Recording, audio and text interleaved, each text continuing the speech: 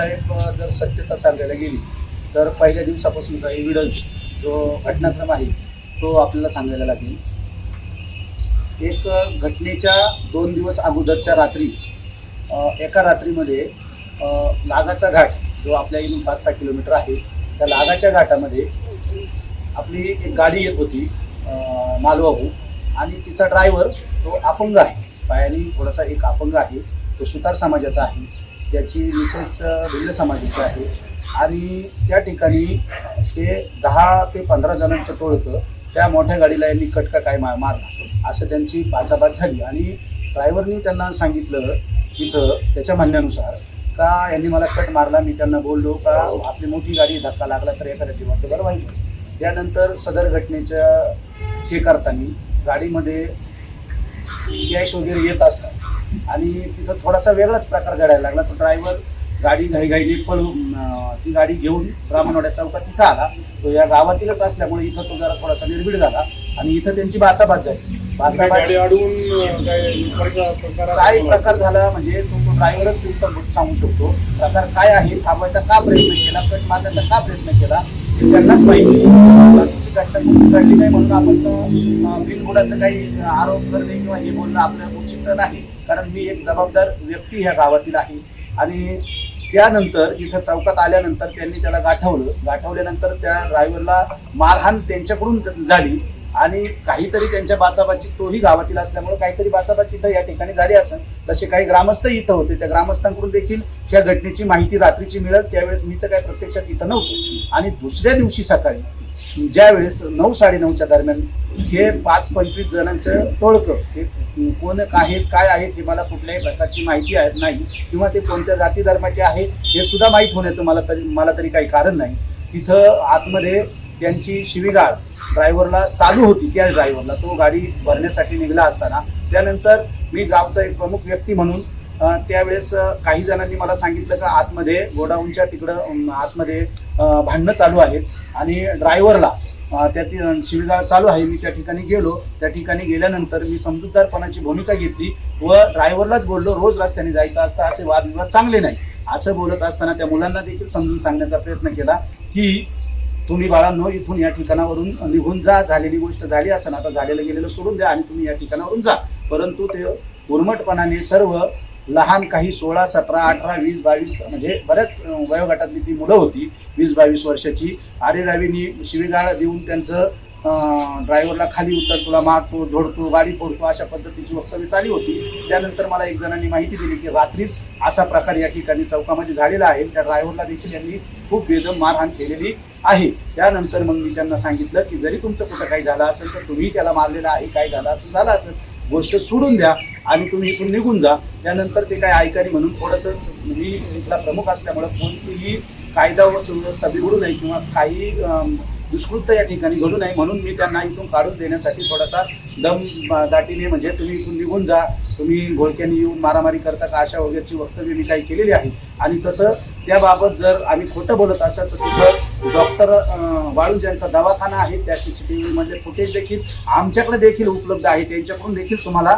हे फुटेज प्राप्त होतील. कारण त्या फुटेजमध्ये स्पष्टपणे आम्ही त्यांच्याबरोबर काय बोललो, आम्ही काय समजून सांगत होतो, आम्ही कधी आलो, ते कधी आले, पिक्चर स्टाईलमध्ये कसे आले, सगळ्या गोष्टी आपल्याला त्या व्हिडिओ आपला सगळं पाहायला मिळेल. त्यांनी व्हिडिओ दाखवलेला आहे सामाजिक माध्यमातून, त्याच्यामध्ये काय ग्राउंड होतं त्यांना मारहाण करताना दिसतंय साहेब.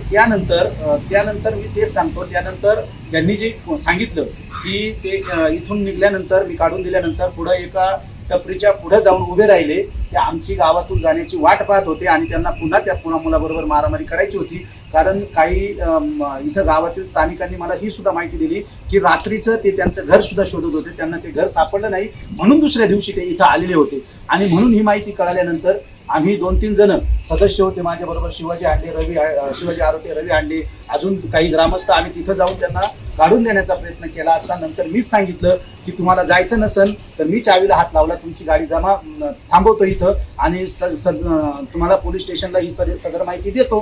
तर असं करत असताना त्यांनी माझ्या अंगाला झटापट करण्यास सुरुवात केली. मग नंतर त्यांना ढकलून देऊन आम्ही त्यांना सर्वांनी तिथून त्या ठिकाणावरून काढून दिलं. ही वस्तुस्थितीचीच एवढीच घटना आहे. त्यानंतर कोणतंही कुठं मारामारी असं काही त्या दिवशी झालेलं नाही. परंतु सदर गोष्टीचा त्यांना राग येऊन दुसऱ्या दिवशी सकाळी, आता हा घटनाक्रम तुम्ही विचारला त्यासाठी खूप महत्वाचा आहे साहेब, या ठिकाणी सकाळी 9 वाजता माझ्या घरामध्ये 9-9:30 वाजता काही ग्रामस्थ येऊन त्यांच्या कामासाठी बसलेले होते. त्यात ते आरोटे कंपनी होती, ते सुद्धा तुम्हाला सांगतील. तिथं मला 9-9:30च्या दरम्यान एक फोन आला अज्ञात व्यक्तीचा. त्याच्या हा तो ड्रायव्हर आहे साहेब, याच्याकडे पहा, आपण तुम्हाला सांगतो. त्यानंतर मला त्यांनी बोलवलं का सरपंच तुम्ही कुठे आहेत, आमचं तुमच्याकडे काम आहे म्हटल्यावर ठीक आहे म्हटलं, मी गावात येणारच आहे, मला अकोल्याला जायचंय पण तुमचं काम आहे त्याच्यामुळे मी येतो. मी प्रशासकीय कामासाठी, गावात पाणी टंचाई आहे त्याच्यामुळे त्या पाणी टंचाईचे ठराव घेऊन त्याच दिवशी मला पोच करायची होती, कारण भीषण पाणी टंचाईला गाव सामोरं जात आहे. त्या कामासाठी निघालेलो होतो, परंतु यांचं काम असल्यामुळे मी गावात आलो. आणि गावात आल्यानंतर तुम्ही पाहिलं असेल, इथं गाडी लावायचा प्रयत्न केला, इथं गाडी लावता नाही आली, तर इथं आपल्या ह्या स्पॉटला इथं गाडी लावत असताना गाडी लावली. मी दरवाजाच्या खाली उतरलो. सदर जी महिला होती, ती महिला त्यांच्या बरोबर जी आलेली होती, मी त्या महिलेला ओळखत देखील नाही.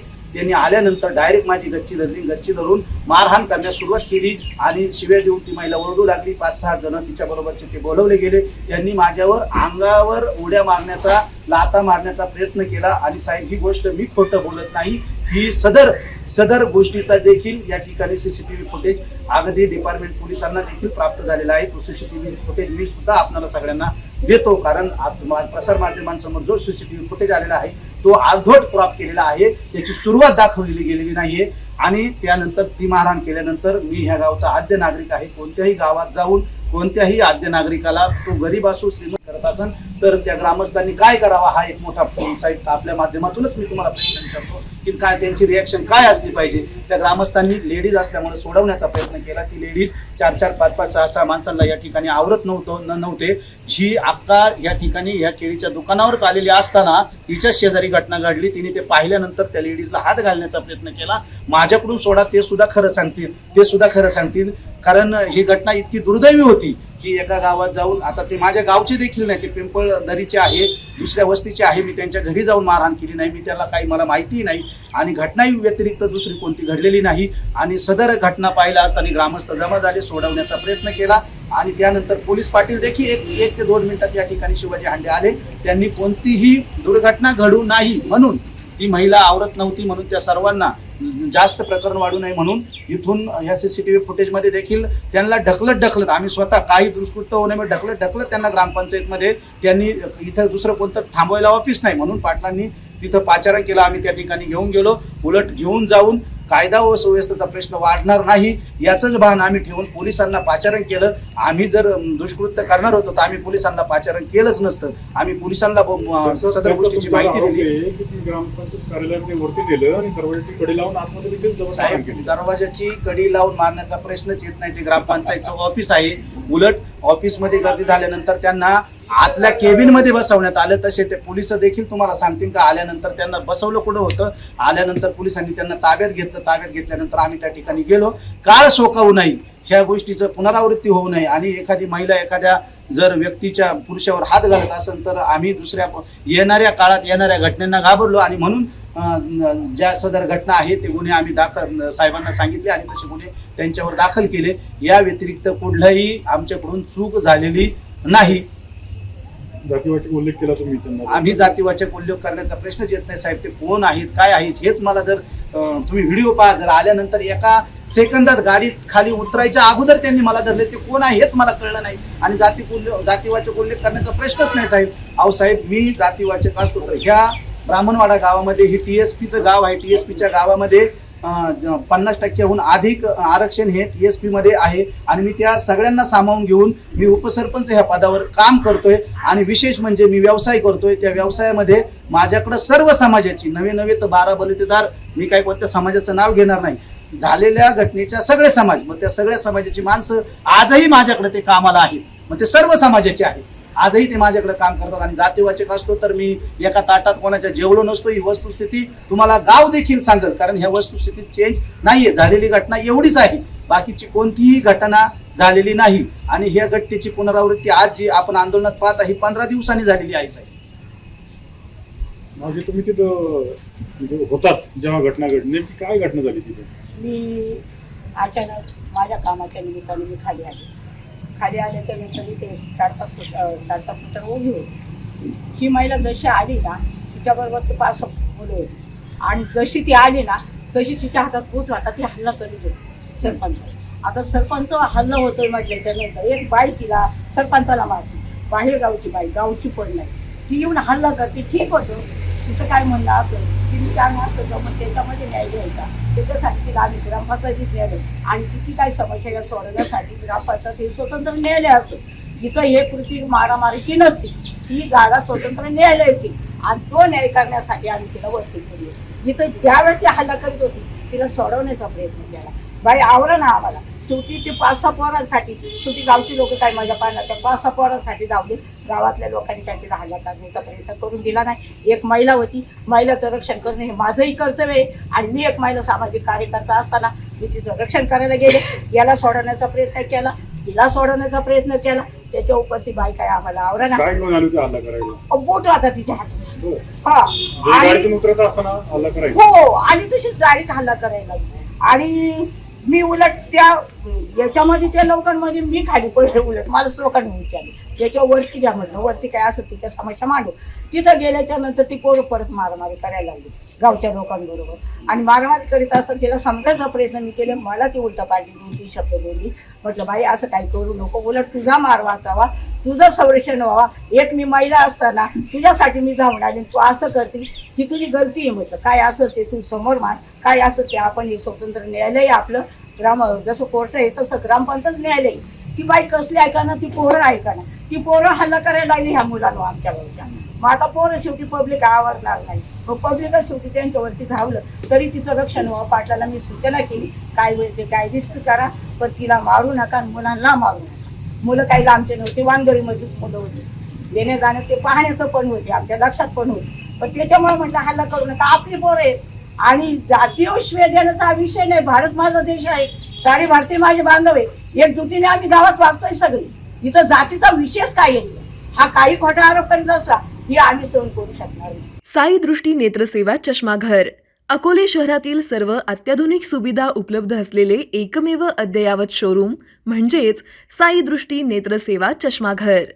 आमच्याकडे Titan, Fastrack, Puma, Oakley, Velocity, CK, Ray Ban, ID, Vogue, Police, Stepper, Scott, Carrera, Tommy Hilfiger, Killer, Crizal, Zeiss, Prime, Bronzer, Yash, Bausch and Lomb, Johnson and Johnson, Alcon आदी कंपन्यांच्या फ्रेम्स, सनग्लासेस, लेन्सेस व कॉन्टॅक्ट लेन्सेस योग्य दरात उपलब्ध. तसेच Titan company लेन्सेसचे एकमेव अधिकृत विक्रेते. आता अकोल्यात प्रथमच ऑटो मशीनद्वारे चष्म्याची रोबोटिक फिटिंग. प्रोग्रेसिव्ह चष्म्यासाठी डोळ्यांचे व चष्म्याचे अचूक मोजमाप करण्यासाठी जाईस कंपनीचे सॉफ्टवेअर असलेला ॲपल कंपनीचा टॅब. तज्ज्ञ ऑप्टोमेट्रिस्टकडून कॉम्प्युटरद्वारे डोळ्यांची मोफत तपासणी, डोळ्यांची मायक्रोस्कोपिक तपासणी, काच बिंदूचे अचूक निदान करण्यासाठी डिजिटल टोनोपेनद्वारे डोळ्यांचे इंट्राऑक्युलर प्रेशर मोजणे, पॅकीमीटरद्वारे बुबुळाची जाडी मोजणे, कॉन्टॅक्ट लेन्सेसच्या अचूकतेसाठी कॅरेटोमीटरद्वारे बुबुळाचं मोजमाप करणे आदी अत्याधुनिक सुविधा उपलब्ध असलेले अकोले शहरातील एकमेव चष्माघर. आपल्या अनमोल डोळ्यांच्या समस्येसाठी बिर्ला आय हॉस्पिटल नाशिक यांच्या माध्यमातून तज्ज्ञ डॉक्टर दर गुरुवारी सकाळी 10:30 ते 3:30 पर्यंत साई दृष्टी नेत्रसेवा चष्माघर इथे उपलब्ध राहतील. आमचा पत्ता साई दृष्टी नेत्रसेवा चष्माघर, अकोले बसस्थानकाच्या मागील बाजूस, जय महाराष्ट्र हॉटेलच्या पाठीमागे, अकोले, तालुका अकोले, जिल्हा अहमदनगर. संपर्क 91 36 52 93 93.